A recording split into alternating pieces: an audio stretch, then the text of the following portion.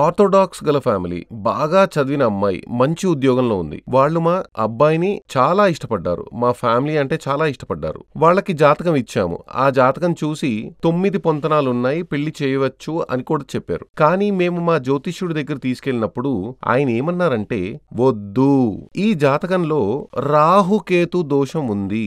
రాహుకేతు దోషం ఉన్న జాతకంతోనే మాత్రమే ఈ అబ్బాయికి తగినది అని ఆయన చెప్పడం వల్ల 24 ఏళ్ల నుండి చాలా సంబంధాలు వచ్చాయి. ఉద్యోగం వచ్చినప్పటి నుండి చాలా సంబంధాలు చూసాం. చాలా అలయన్స్ వచ్చాయి. ఇప్పుడు 29 ఏళ్లు వచ్చాయి. 27 ఏళ్ల నుండి మేము సీరియస్ గా సంబంధాలు చూసాం. కానీ మా జ్యోతిష్యుడు ప్రతిసారి రాహుకేతు దోషం ఉన్న అమ్మాయితోనే చెయ్యాలని చెప్పి ప్రతి సంబంధం రిజెక్ట్ చేస్తూనే ఉన్నారు. అప్పుడు నేను అడిగాను, ఎందుకు, ఆయనకి మీకు ఏదైనా ఫ్యామిలీ కూడా ఉందా, లేదంటే అతని వద్ద ఎవరైనా అలా చెప్పమని చెప్పారా, మీరెందుకు మరొక జ్యోతిష్యుడికి వద్ద సెకండ్ ఒపీనియన్ అడగలేదు అని నేను అడిగాను.